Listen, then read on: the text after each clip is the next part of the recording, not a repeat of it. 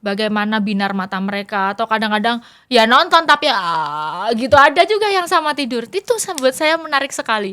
Siapa yang lebih tinggi atau apa, atau cuman bilang izin gitu terus. Masa Bagong setiap ini izin.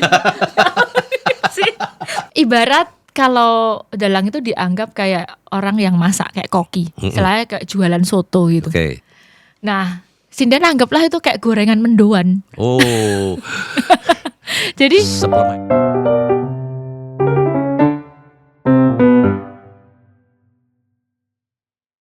Saudaraku, di zaman yang serba cepat seperti sekarang, anak muda lebih kenal TikTok daripada tokoh wayang. Padahal di balik wayang ada pelajaran hidup yang sangat dalam. Tentang manusia, tentang pilihan, tentang jatuh dan bangkit. Hari ini saya tidak mengundang seorang selebriti, saya mengundang seorang penjaga nilai. Seorang wanita muda dari Sulawesi yang memilih jalan yang tidak biasa, menjadi dalang dan pesinden. Bukan sekedar melestarikan budaya, tapi menghidupkan kembali makna hidup. Inilah Elisa Orcarus Alonso. Selamat sore, Elisa. halo Pak Grego. Ketemu lagi, kesini lagi. Enak ngobrol-ngobrol terus. Kita lanjut Iya, diskusian kita. Ngobrol semalam sampai jam berapa? Oh, 8 jam. Emang kerjaannya ngobrol, jadi ya hobi. Jam 2 pagi masih pasang status tuh. Betul. Masih lanjut, masih ngelawak, masih ya in touch sama masyarakat. Oke, kita ngomong-ngomong ya, Elisa. Nerusin yang dulu. Belum selesai yang dulu. Oke, jadi kita episode kedua, guys. Episode kedua. Elisa selain sebagai sinden juga sebagai dalang yang identik dengan wayang ya. Yang menurut Elisa, wayang itu sebenarnya mengajarkan apa ya tentang hidup nih. Oke. Ini sedikit cerita mungkin kalau masa lalu mengajarkan tentang apa, tentang hidup gitu. Dulu pernah kayak baca bahwa kayak wayang itu kayak jagat kecil gitu, kayak mikro, jadi wakil dari semesta gitu. Itu yang pertama yang bikin saya tertarik dulu sebelum ke lebih dalam lagi ya, secara luaran gitu kan.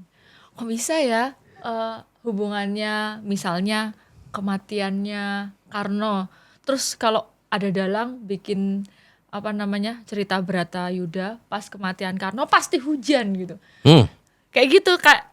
Awalnya kan saya juga orang biasa, anak muda biasa yang ya cuman tahu mitos terus lihat kayak gitu, dan finally aku masuk ke dalamnya, kok iya ya gitu. Jadi antara nggak percaya sama ya speechless juga. Kenapa ya setiap ini hubungannya sama hujan? Jadi ada yang bilang kayak orang-orang zaman dulu itu kan wakil kayak mitologi gitu, hubungannya antara alam semesta sama diwakilkan dalam cerita itu gitu.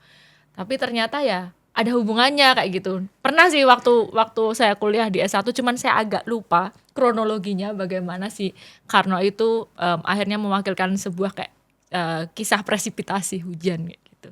Nah, jadi dari situ awalnya, tapi finally dari ketertarikan saya dengan dunia kayak makrokosmos, mikrokosmos itu. Tapi saya akhirnya nggak ke sono gitu arahnya. Emang itu awal ketertarikan saya gitu. Tapi setelah itu saya masuk ke dalamnya, saya justru lebih tertarik sama bagaimana seorang dalang itu mengeluarkan segala karakter dalam dirinya. Itu kan wakil dari manusia itu sendiri. Tapi kita wakilkan semua itu ke dalam karakter-karakter wayang yang banyak ini gitu. Dan itu magically terjadi dalam diri seorang dalang gitu. Jadi hal-hal yang kecil karakter kita yang kecil-kecil itu semua dikeluarkan dalam karakter tanpa harus kayak well prepare. Kadang-kadang kayak di bawah sadar itu semua terjadi dalam konteks pertunjukan seni yang sangat luar biasa hebat itu. Udah ada istilahnya gamelan yang tertata, cerita yang distrukturkan, tapi ada istilahnya isen-isen gitu. Jadi dalam setiap adegan per adegan, dalang itu bisa memasukkan berbagai macam kreativitas dan bagian dari dalam dirinya, dan itu adalah bagian dari kita manusia gitu. Nah, itu akhirnya yang membuat saya sangat tertarik, dan itu entertaining dan itu mempengaruhi manusia lain juga. Jadi yang nonton kalau paham, dia akan merasakan hal yang sama bahkan lebih gitu. Misalnya dalangnya menyampaikan sebuah cerita, katakanlah yang dia lakukan itu 100%, yang dialami oleh penonton tuh bisa 200 sampai 300%. Wow. Kalau itu terjadi ya, kayak ini frekuensi yang bertemu gitu.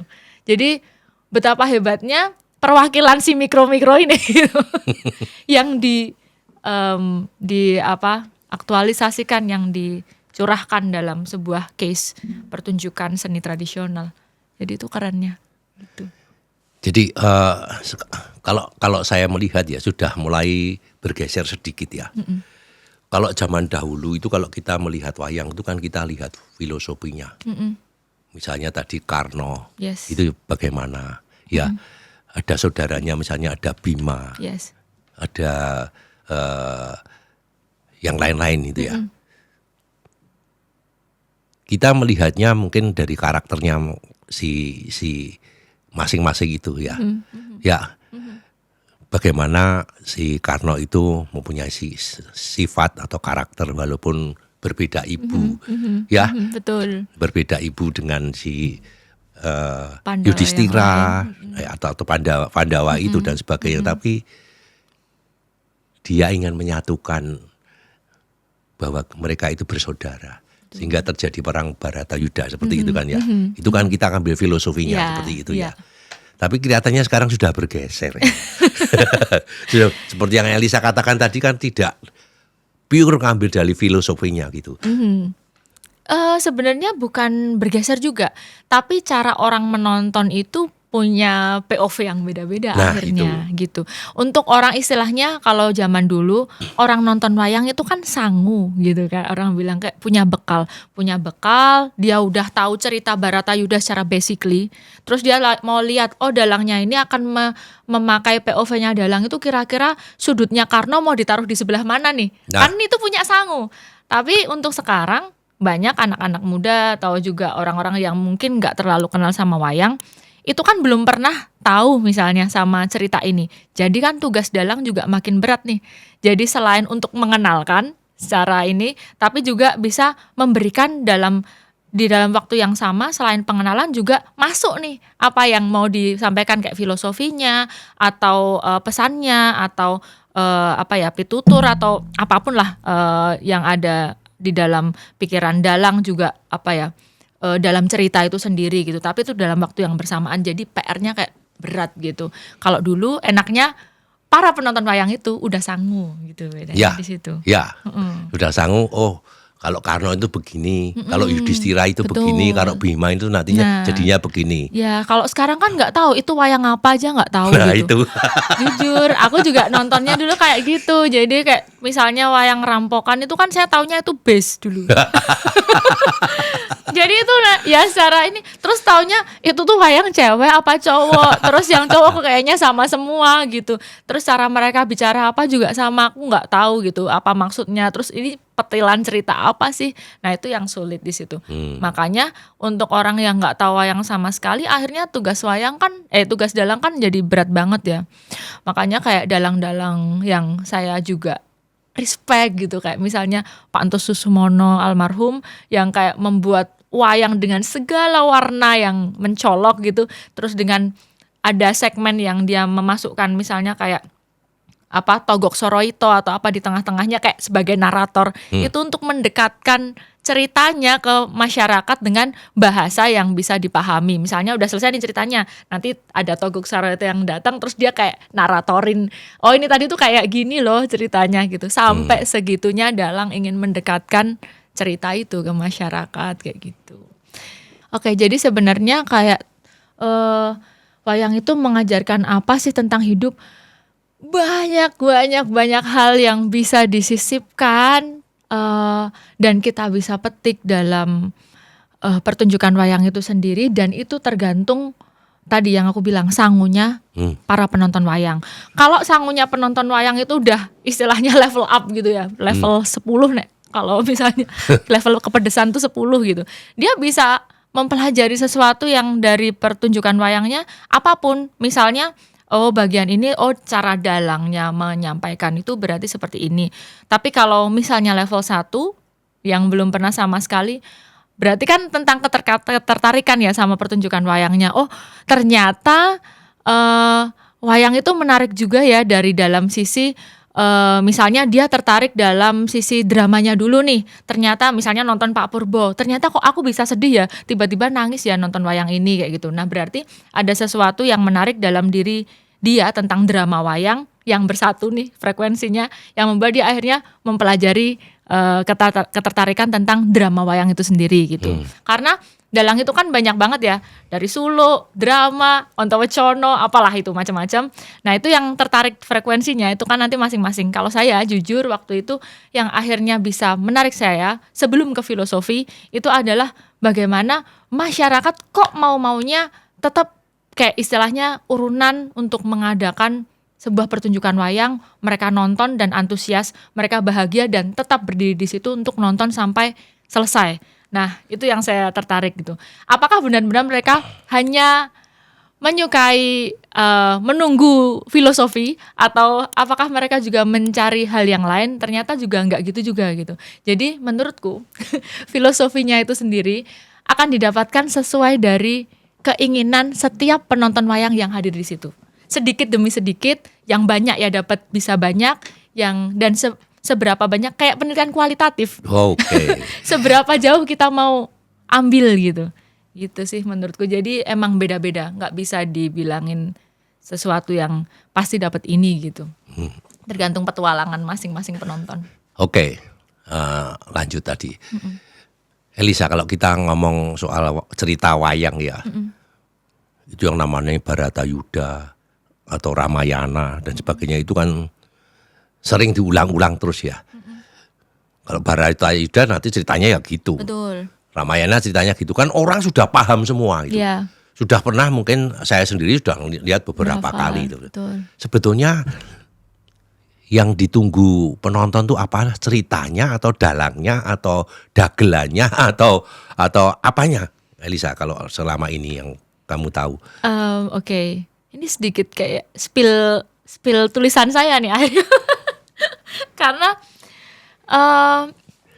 ini yang menarik karena semua itu kayak cerita baku ataupun carangan, bahkan penonton wayang yang udah level 10 yang saya bilang tadi udah hampir hafal. Bahkan misalnya Baratayuda atau carangan misalnya Semar Bangun Kayangan gitu. Kan udah hafal ya orang, paling juga nanti kayak gini-gini aja. Nah, disitulah seninya. Ketika orang nonton wayang itu ada kebaruannya. Jadi walaupun ini misalnya katakanlah lakon Semar Bangun Kayangan yang dilakukan selama 20 kali pementasan. Ya. Coba aja dibandingin, pasti ada beda. Pasti ada beda karena disitulah ada kayak spontanitas, kreativitas yang dilakukan secara langsung oleh dalang yang disesuaikan sama keadaan sekitar. Misalnya untuk masyarakat tertentu Wonosobo, Gunung Kidul, atau misalnya di Pantura atau di mana, kan mereka punya budaya masing-masing yang bisa direspon misalnya dan diserap dulu nih sama dalangnya, dimasukkan ke dalam adegan per adegan. Ada ruang yang disisipkan, jadi ada ruang yang disediakan dan bisa dimasukkan sisipan-sisipan tentang kultur sekitar gitu. Apa yang disukai sama sekitar itu bisa dimasukkan. Jadi makanya ini jadi sebuah kembangan ya kayak gitu. Bahkan apapun kadang-kadang spektakel dalam pertunjukan wayang misalnya dalam Semar Bangun Kayangan, ya udah taruh aja dalam Pandawa itu ada seorang Sadewa atau Nakula Sadewa yang mereka dianggap pintar, mereka protes gitu tentang datangnya tamu atau yang dia mau minta jimat Kalimosodo gitu. Keprotesannya si Nakula Sadewa ini pun udah jadi masalah sampai ke belakang kayak gitu. Jadi warna-warna ini sebenarnya tergantung kenakalan pikiran si dalang itu sendiri untuk meremix atau menata ke depan ke belakang alur atau misalnya mau digimana ini tokohnya atau dikasih satu bom di tengah-tengah cerita yang membuat semuanya jadi runyam. Nah itu tergantung dalam masing-masing gitu. Oke, jadi tergantung kreativitas dalang ya. Betul. Untuk memberikan ruang budaya masing-masing daerah walaupun judul ceritanya sama. Sama, betul. Dan itu aja ada yang menarik juga. Kadang-kadang ceritanya apa, masyarakat mintanya apa gitu. Misalnya ceritanya Semar Bangun Kayangan, tapi nanti di dalam Semar Bangun Kayangan saya pengen ada Bolodewo ngamuk gitu. Atau misalnya nanti saya pengen Durnonya itu nanti dihabisi sama Setyaki. Nah itu permintaan khususan dari masyarakat yang dalang nanti harus mau tak piyek kayak gitu. Di tengah-tengah itu dipikirin aja tuh nanti bagian mana yang bisa diselipin permintaan masyarakat. Nah disinilah warna itu terjadi gitu. Oke. Bisa di request ya. Betul, itu memang kadang-kadang lucu. Mungkin misalnya seorang yang nanggap sendiri dia punya saya tuh sukanya sama Anoman gitu. Dia ngefansnya sama Anoman. Ini lakonnya nggak ada Anoman masuk, tapi Anoman suruh dimasukin gitu. Gimana caranya fantasinya itu bisa disambungkan gitu akhirnya. Nah itu kalau dalang ya akhirnya harus ya berani untuk bereksperimen secara langsung gitu. Padahal di skenario nggak ada Anoman ya. Ya gitu. Kadang-kadang kayak gitu. Kalau di Bharatayuddha sih masih ada Anoman ya, tapi kalau Betul. di Bharatayuddha tiba-tiba ada Rama dan Sinta itu kan repot itu. Betul. Itu yang paling repot itu. Mungkin ceritanya ngimpi gitu kan. Bisa aja tuh dalamnya. Bisa ya? Bisa. Ngimpi. Siapa ngimpi, terus masuklah gitu Rama Sinta di dalamnya. Oh, aku tadi ngimpi tentang Rama Sinta. Bagong ngimpi Romo Sinto. Itu tergantung kayak dalangnya akhirnya mau gimana eksperimennya gitu. Oke, asik juga ya ternyata ya. Kayak gitu. Jadi lakonnya sama, tapi nggak mungkin itu aja. Itu sangat berpengaruh yang namanya dalang, pengalaman dalangnya itu sendiri. Itu sangat mempengaruhi sama bagaimana dia membawakan cerita. Oke, mengalir aja ya Alisa. Tadi kalau kita ngomong soal cerita, soal lakon, soal temanya dan sebagainya itu. Ada satu lagi yang membuat lebih cantik. Sinden. Kapan kira-kira dalang itu masukkan ini sinden harus masuk gitu. Itu ketika dalangnya sudah capek lalu dimasukin sinden atau memang dibuat supaya lebih meriah karena ada sindennya. Oke. Jadi gini, ini saya belajar dari almarhum guru saya, Ki Seno Nugroho. Jadi ibarat kalau dalang itu dianggap kayak orang yang masak kayak koki, istilahnya kayak jualan soto gitu. Oke. Nah, sinden anggaplah itu kayak gorengan mendoan. Oh. Jadi suplemen ya. Suplemen dia akan kalau gorengannya panas ditok kene kapan gitu. Nggak harus di awal, kalau anyep kan ya nggak enak. Jadi ada timingnya gorengan keluar, itulah kayak kita antusias kayak ambil gorengan harus 2 atau 3 atau 4 gitu. Iya kan. Nah di situ kayak ada timing di mana sinden itu akan bereksperimen di Limbuan atau Goro-Goro. Dan cara dalang mengemas ini juga bagi saya itu menarik. Setiap dalang punya caranya. Bagaimana dia memandang perempuan, itu sudut pandang dia tentang perempuan, itu juga mempengaruhi pertunjukan secara whole gitu. Kapan sih sindennya itu nanti akan kelihatan menonjol gitu. Ada yang nanti tiba-tiba Limbuan sindennya bawa kuda semua langsung jadilan. Ada yang mungkin dalang ini suka dramatikal, ada di bagian tahap tertentu misalnya Kunti jatuh nangis, suara sinden di sini akan mendominasi, membuat fokus semua penonton kayak kebawa emosinya, mungkin bisa nangis karena lantunan sinden yang mewakilkan perasaan Kunti ketika dia sedang jatuh, misalnya lagi ketemu Karno gitu.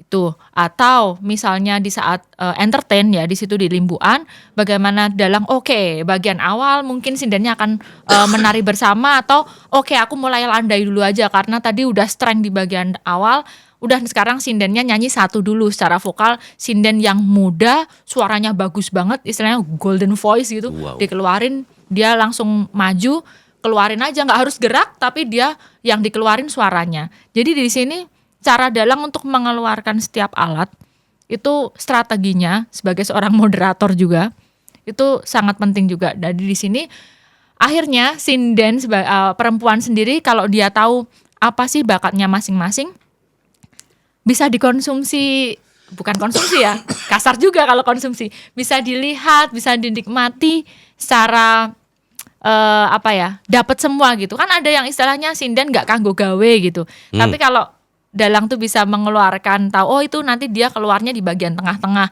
oh nanti dia keluarnya di bagian depan, oh nanti dia karena unik nanti tak taruh di bagian 1, 2, terus dia yang nanti jadi bomnya. Oke. Sehingga mata penonton itu kayak dia mau ngantuk nggak jadi, mau ngantuk nggak jadi karena cara dalang ini menaruh bagaimanapun ya wanita itu menarik kan. Apalagi ini kayak pertunjukan yang didominasi sama laki-laki gitu. Jadi emang menurut saya di sini cara menyajikan pertunjukan di mana mengunggulkan apa ya, sebuah apa ya, keagungan. Aku sih juga, saya sebagai wanita tapi juga gumun sama wanita gitu juga. Jadi saya juga kayak menghargai dan respect banget sama sinden yang dia punya apa ya, aura tertentu gitu. Tapi nanti kalau dia dikeluarkan secara apa ya, murah ya jadi murah, tapi kalau dikeluarkan secara mahal akan jadi mahal sekali gitu. Itu harus ada strateginya juga bagi dalang untuk bisa menyajikan ini dan bisa bikin masyarakat jadi wow gitu. Itu. Oke, lanjut Elisa. Kembali ke sinden ya. Ini kok yang suka orang bikin ketawa ini kalau dalang itu ngerjain sinden. Yang seneng lagi kalau ada ya sedikit yang agak cabul-cabul gitu. Gimana itu? Oke, ini agak dilematis juga karena dulu saya benci kayak gitu. Tapi sekarang saya mainnya juga mau nggak mau kayak gitu. Soalnya bagi saya apa ya, seni sih itu. Jadi bagaimana mungkin apa ya, ya hampir nggak bisa dibohongin sih soal cabul itu. Sebenarnya setiap orang punya sisi itu gitu. Jadi ya bagaimana kita membawakannya supaya tidak terlalu apa, vulgar atau nggak terlalu polos gitu kan, bisa dibalut-balut atau apa ya, bermain karakter aja kayak gitu. Jadi menariknya itu sebenarnya memang pembicaraan antara laki-laki dan perempuan itu kan juga menarik. Mungkin dulu ada istilahnya kita punya patriarki yang kuat misalnya gitu. Misalnya kayak sinden harus kayak sama dalang kan harus hormat kayak gitu. Nah, itu di situ kalau misalnya terjadi sesuatu yang frontal atau berbeda, misalnya sinden akhirnya berani sama dalang, atau misalnya kayak dulu Pak Seno, almarhum Pak Seno itu SMKI, terus karena saya S2 gitu, dia gunakan ini. Jadi digunakan sebagai pingpong yang istilahnya debat panjang. Oh ya udahlah kamu juga S2 gitu. Jadi kayak di sini menarik karena Pak Seno yang pemimpin sebagai dalang yang harusnya saya hormat, terus pingpong debat panjang, saya menang gitu, Pak Seno langsung ngalah dan melengkapi ini semua pernyataan ini jadi sebuah ya, hal yang jadi bisa dikonsumsi kayak gitu. Jadi di sini hal yang menarik itu ya kayak gitu, bisa tentang perdebatan antara laki-laki dan perempuan stratanya, atau tentang ya itu tadi misalnya hal yang berbau-bau tentang apa ya, seni. Seni. Nggak, kita nggak usah bilang cabul ya, tetap seni. tetap seni guys. Jadi apa namanya, kebahagiaan tersendiri tapi kayak cuman nyerempet gitu, karena itu menimbulkan fantasme. Jadi yang bikin kadang-kadang happy gitu. Terus ada juga yang lain ya, banyak hal lah yang bisa dibahas antara pembicaraan laki-laki dan perempuan. Itu, jadi ya itu akan selalu menarik. Itu sih. Oke. Elisa, kalau kita melihat penonton ya, itu ada dalangnya siapa sih, kemudian lakonnya apa sih, sindennya siapa sih, itu menjadi tolak ukur. Betul. Keberhasilan itu dari keberhasilan maksudnya penontonnya bludak atau banyak itu tergantung dari mereka, dari tiga unsur itu ya. Betul, itu sangat-sangat mempengaruhi. Jadi dalangnya siapa, bintang tamunya siapa, terus ini itu baru kayak titik awal untuk datang. Iya. Kalau kita udah datang ternyata sajiannya yang dibilang sotonya tadi ternyata kok ampang nggak kayak biasanya ya pulang. Oh gitu. Iya, Ulang juga ya? pulang juga. Jadi Oh. emang di situ kayak cuman titik awal ketertarikan, oh ini spektakuler nih soalnya ada dia sama dia gitu. Datanglah mereka. Tapi ternyata nggak sesuai sama ekspektasi, pulang. Tapi kalau misalnya katakanlah ini bukan orang yang terkenal misalnya, ini ada ini yang terkenal orang satu gitu. Tapi ini setelahnya mereka itu udah iuran, warga desa udah iuran untuk melaksanakan atau menjalankan sebuah pertunjukan wayang. Ya mereka datang karena mereka udah take charge untuk itu. Tapi setelah itu misalnya pertunjukannya jadi nih, wah bagus. Datang kerumunan itu makin banyak. Kayak gitu. Jadi emang nggak bisa kita tentuin. Di TKP juga tergantung cara kita memasak di live gitu. Oke. Oke, sekarang pertanyaan berikutnya. Elisa, kalau saya lihat wayang itu, saya tuh melihatnya dari filosofi ya. Dari karakter wayang itu sendiri. Sampai di hotel saya itu ada patung Anoman yang besar sekali. Oke. Karena itu saya suka Anoman. Suka Anoman. Ya. Luar biasa Anoman itu di situ ya. Di situ ya. Iya. Saya bukan karena ceritanya, tapi saya lihat ketokohannya itu loh. Karakternya yang seperti Kenapa? itu. Bisa spill nggak? Ya. Anoman itu membantu tanpa berpikir imbalan dan sebagainya, sih. dengan tulus dan Tulus, sebagainya. ketulusannya Dia ya. juga cerdik, ya, juga pemberani. Yes. Ya, itu pandai lagi, Iya. loyalnya luar biasa. Loyalitasnya luar Ya itu yang saya buat tokoh. Jadi tokoh saya itu memang betul Anoman dan Anoman. masih banyak lagi yang di sini ya. Oke.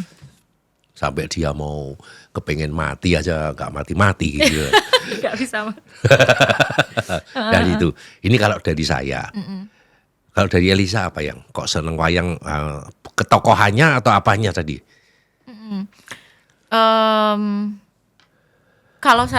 Kalau wayang ya menarik, tapi jujur saya lebih suka ketertarikan masanya. Oh, Aneh kan? Karena saya duduk di panggung sinden, jadi walaupun saya dalang, tapi saya duduk di panggung sinden dan saya banyak belajar dari cara saya, karena dulu sinden kan hadap ke dalang, tapi di masa saya tuh sinden hadap ke penonton. Jadi cara penonton menatap, bagaimana binar mata mereka, atau kadang-kadang ya nonton tapi gitu, ada juga yang sama tidur. Itu buat saya menarik sekali. Atau ada yang mereka berbondong-bondong naik truk rame-rame ngampirin satu sama lain, nonton. iya. Nah, mereka nonton rame-rame. Terus kegiatan malam hari yang walaupun di wayang tuh ada otok, ada apa, itu menarik banget. Ada yang jualan minuman keras di dalam tenggok, itu ditutup-tutupin sama jajanan pasar, itu menarik banget. Itunya. Oh, jadi masanya yang Masanya, dan di situ dari masa yang tertarik itulah menarik. Bagaimana seorang dalang bisa istilahnya? Kan kayak spion ya, dia harus kayak 360 derajat gitu mata dalang itu. Nah, disitulah dia harus kayak mengakomodir semua itu. Jadi mereka bisa menatap atau mereka bisa konsentrasi ke pertunjukan saya tuh gimana caranya. Gitu. Dari situlah. Tapi kalau soal wayang, ada juga yang bikin saya tertarik, terutama tokoh-tokoh wayang wanita itu. Dari dulu kayak saya selalu interest sama itu, karena memang dari seluruh kotak wayang kan, wayang cewek itu cuman nggak ada 5% sih. Dari 100% tuh wayang cewek cuman nggak ada 5% gitu. Dan kadang-kadang yang saya nggak suka kan, kebanyakan mungkin karena ini pertunjukan dalang itu cowok, jadi cewek itu cuman dibedain sama dangak sama luruh gitu. Jadi cuman dibedain dua karakter. Kalau dangak tuh beranyak, dia pasti cerewet, yang nyebelin, yang dia tak terginas, terus dia kayak orangnya energik banget. Kalau yang luruh tuh yang penurut kayak gitu. Memang cewek cuman dua itu. Kan enggak gitu. Jadi setiap saya punya kesempatan dalang gitu, kadang-kadang ada tantangan yang menarik. Misalnya kayak kemarin saya dapat tantangan untuk membawakan tokoh Gendari. Wah, ini keren sekali. Dan biasanya kan kalau kita bawain tokoh gitu atau wayang tertentu, pasti mereka kayak mau pakai yang gagrak Solo apa Jogja kayak gitu, biasanya kayak gitu. Nah, ini yang lain daripada yang lain, dari SMK itu kayak bikin engrengan, ini gagrak India guys. Jadi Wow. versi Mahabharatanya India. Jadi kayak wah ini kontroversial pasti, terutama bagi orang-orang yang udah biasa nonton wayang. Kisahnya misalnya kayak Gendari itu matinya kapan? Kalau di kemarin caro yang saya bawakan itu kan akhirnya kayak Gendari matinya setelah Baratayuda. Jadi habis Baratayuda dia ada pengasingan dulu. Padahal kalau secara di Jogja kan Gendari mati duluan kena Gapuro itu misalnya kayak gitu. Jadi itu agak kontroversi, tapi di sini memang mereka pengen menarik secara menonjolkan tokoh Gendari itu. Wah, ini dia nih. Ini saatnya saya menggarap gitu. Jadi saya di situ saya antusias kalau ketika ada keinginan dari penanggap atau misalnya mereka kasih saya ruang untuk eksperimen, pasti kayak ngasih lebih eksplor tokoh-tokoh wanita di wayang. Saya punya tokoh satu lagi, Apa tuh? Semar. Itu hubungannya dengan leadership. Wow. Bagus. Leadershipnya Semar yang nggak kelihatan itu. Iya. Ya itu memang idola banget. Dan makanya itu kayak jujur di masa saya, karena waktu itu ya mungkin sekarang jarang, tapi di saat itu kayak banyak banget permintaan lakon-lakon Semar gitu. Karena mungkin berbarengan sama keinginan masyarakat juga yang mungkin mau mengkritik pemerintahan atau pengen lebih dihargai suaranya itu. Jadi pada saat itu emang tokoh Semar sama Punokawan kayak banyak banget permintaan, hampir kayak setiap malam itu permintaannya itu. That's why keren sih itu mewakili masyarakat. Ada Togok, ada Semar itu ya ini. Iya. Kalau dikombinasikan jadi Keren. lebih keren. Iya. Oke, lanjut. Ini kenapa wayang itu mulai ditinggalkan generasi muda ya? Apakah formatnya terlalu panjang atau memang sudah nggak eranya sekarang gitu loh, di zaman sekarang ini, menurut Elisa? Sebenarnya kalau ditinggalkan sama generasi muda lebih ke bahasa. Jadi yang bikin kita nggak ngerti nonton wayang itu bahasanya susah gitu. Bahkan misalnya ada translate ya. Ada kalau Pak Purbo itu kan di translate sama Bukit si Emerson. Di translate pun kita kayak mau lihat kanan kiri agak nggak seru gitu. Jadi pembawaannya beda. Mungkin kalau sekarang nggak tahu suatu hari nanti apakah nanti akan merusak tradisi atau enggak. Misalnya kalau ada dalang yang bisa menyampaikan dengan bahasa Indonesia atau Gen Z menyampaikan dengan bahasa gaul zaman sekarang, aku nggak tahu itu akan merusak esensi wayang atau enggak. Tapi itu sangat-sangat krusial tentang bagaimana kita datang ke tempat terus nggak bisa menikmati karena kita nggak dong. Itu utama, karena saya di 2011 nonton pertama wayang juga itu, apalagi sekarang gitu. Apalagi anak muda yang zaman sekarang. Jadi kalau sebenarnya dijauhkan karena mereka nggak paham itu mewakili gambar apa, terus itu apa. Mungkin sekarang ada pendidikan wayang ya untuk anak-anak SD atau TK gitu, mereka kayak dikenalkan, oh ini tuh wayang Gatot Kaca, oh ini tuh Ontorejo atau apa. Ya tapi itu doang, ketika itu nanti nggak muncul di waktu dia mau nonton wayang, mana Ontorejonya yang mana, terus yang itu yang lain siapa? Ya sama aja gitu, nggak cukup gitu untuk mempelajari itu semua. Ya itu sayang banget sih. Padahal kalau dipelajari itu sangat-sangat kaya banget, tapi nggak tahu mungkin suatu hari nanti akan ada sosok juga yang bisa mendekatkan itu semua. Jadi harus bisa dia jadi jembatannya sih antara keinginan anak muda zaman sekarang sama wayang yang kita punya sebagai harta budaya kita. Nah ini disatukan gitu. Karena kalau dulu saya ngerasa almarhum Pak Seno itu dia kan menyambungkan ke generasi milenial. Jadi banyak banget yang angkatan saya yang anak-anak 90-an itu bisa nonton karena bahasa yang dipermudah gitu. Kayak banyak ngokonya, banyak yang dia relate tentang kehidupan sehari-hari gitu. Jadi kayak menikmati cuman petilan aja kita bisa, oh ternyata bagus juga ya gitu. Akhirnya bisa menikmati semuanya gitu. Nah suatu hari nanti untuk Gen Z dan Gen Alpha dan Gen Beta itu pasti nanti akan ada lagi yang bisa menjembatani itu, yang sesuai seleranya ke mereka gitu. Harusnya begitu. Ya, kalau nggak begitu habis nanti. Habis. Ya cuma begini ya Elisa. Itu kan ini duluan India atau duluan Indonesia ya, misalnya soal Mahabharata dan sebagainya itu ada yang mengklaim ini ceritanya asli dari India, ada yang dari Indonesia, seperti itu ya. Tapi kalau di Indonesia ini hanya ditampilkan dengan bahasa Jawa. Ya. Jadi cuma wilayah Jawa Tengah, Jogja dan sedikit Jawa Timur ya gitu ya. betul. Kemudian yang ke barat dan yang lainnya nggak bisa menikmati gitu loh. Itu nggak pernah ada riset atau penelitian yang sekarang Elisa di S3 ini. Kenapa kok tidak disatukan dalam bahasa Indonesia supaya bisa dimengerti oleh seluruh bangsa Indonesia gitu?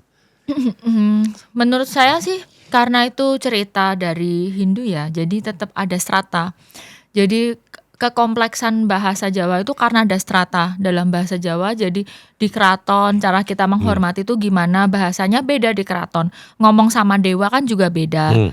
Bahasa ketika bertemu dengan dewa-dewa kayangan beda. Terus bahasa masyarakat yang paling enak bisa kita ngerti ya waktu Punokawan. Itu karena bahasa masyarakat yang umumnya gitu. Tapi kalau misalnya Punokawan udah ketemu sama Janoko atau misalnya udah ketemu sama Bolodewa kan beda Bahasanya lagi. beda. Di sini kan berarti cara mereka menghormati respect sama strata ini gitu. Kalau di bahasa Indonesiain semua Sama. akhirnya sama gitu. Jadi nggak terlihat siapa yang lebih tinggi atau apa, atau cuman bilang izin gitu terus. Asal Bagong setiap ini izin sih. Tapi ya mungkin aja nggak tahu aku juga. Tapi karena mungkin menurutku itu yang bisa menebalkan ya, karena ada strata cara menghormati. Oh inilah rakyat cara menghormati sama dewa itu kayak gini gitu. Tapi itu jadi kelucuan juga di apa ya pertunjukannya Pak Seno kan. Misalnya Bagong ketemu sama Bathara Guru, nah itu ide-idenya apa ya kritikannya Bagong, kenapa sih harus bilang apa ini ke sono gitu. Jadi itu jadi kelucuan juga. Nah kelucuan ini yang akhirnya bisa dikonsumsi. Tapi itu kan butuh waktu ya dalam konten wayang itu kan dia butuh waktu sekitar misalnya 15 menit lah untuk kelucuan ini. Nah kalau sekarang susah, kita semua pakai short yang cuman butuh 1 menit untuk mengkonsumsi, nggak bisa. Misalnya mau memberitahu tentang hal ini secara cepat belum ada ide untuk mengemasnya gitu. Itu sih, jadi belum ketemu. Iya, jadi wayang itu bahasa wayang itu kan banyak. Sekarang penggemarnya yang X ya, generasi X dan baby boomer yang banyak di situ. Betul. Milenial terbatas apalagi Gen Z Betul, yang di situ ya. Betul. Ini tugasnya Elisa nih. Bagaimana supaya budaya wayang ini terus bisa berkembang sampai alfa, misalnya seperti itu. Kalau tidak ada arah ke situ ya punah nanti lama-lama. Takut banget ya. Seperti bahasa Jawa sekarang yang di sekolah pun anak-anak sekarang banyak yang nggak ngerti bahasa Jawa. Betul. Ngomongnya terbalik-balik. Ya, ngomongnya terbalik-balik itu karena nggak ngerti masalah itu gitu. Oke. Itu yang sulit. Tapi ya nggak tahu lah nanti untuk bahasa apakah kita masih bisa melanggengkan bahasa Jawa dengan ya istilahnya ngoko kromo dan ini ke generasi selanjutnya, karena benar-benar semua sekarang kan udah ke bahasa Inggris atau bahasa yang lebih eksis gitu ya untuk digunakan di semua tempat gitu. Sedangkan kalau ini kan secara lokal aja gitu. Takutnya ini akhirnya cuman kayak artefak gitu. Kayak cuman pelajaran dan jadi museum, jadi cuman artefak yang dulu tuh pernah kayak gini toh gitu. Itu sayang banget sih kalau misalnya akhirnya kayak gitu. Ya semoga nanti bisa didekatkan lagi. Tapi aku nggak bisa obsesi soal itu. Jujur aku nggak bisa obsesi soal itu juga. Oke, Elisa nih pertanyaan yang terakhir ini ya. Bagaimana supaya cerita wayang itu bisa relevan dengan zaman sekarang ini? Bagaimana? Ini tergantung dalangnya, kreativitas dalang kan gitu toh. Betul. Gimana itu? Ya kalau relevan itu memang benar-benar udah terjawab sih sebenarnya, karena dalang tuh harus sanggup, misalnya harus pengetahuannya harus luas, misalnya update setiap hari apa sih yang baru itu diselipin di dalam, karena kan itu jelas ya dalam kalau di Jogja, kalau Solo kurang ini ya, kurang apa ya, dia lebih mix, tapi kalau di Jogja jejer bagian depan itu kan pasti ada, itu kan menceritakan kerajaan gitu, kerajaan yang paling besar. Nah ini kita bisa mengkritik tentang negara kita, bisa tentang apa suara hati masyarakat kita, terus apapun yang jadi isi hati kita sekarang sebenarnya bisa dimasukkan ke dalam jejer ini. Kalau misalnya dalang tuh nggak cuman istilahnya bage binage terus ceritanya tuh mau apa, kan kebanyakan negara ini misalnya akan diserang oleh negara sana. Nah itu cuman pada fokus ke ceritanya doang, sayangnya itu. Padahal dalam ruang ini bisa diselipkan banyak hal tentang cara pandang, bagaimana karena kan dalang akhirnya jadi wakil dari rakyat ya, dari masyarakat-masyarakat kecil. Nah, di sini dia bisa mengungkapkan apapun yang dirasakan oleh masyarakat kecil atau apa yang dirasakan atau diwakilkan oleh penanggap. Misalnya yang nanggap itu pemerintah. Pemerintah tuh punya pemikiran apa untuk masyarakat, bisa juga diwakilkan Dimasukkan. dari rajanya gitu.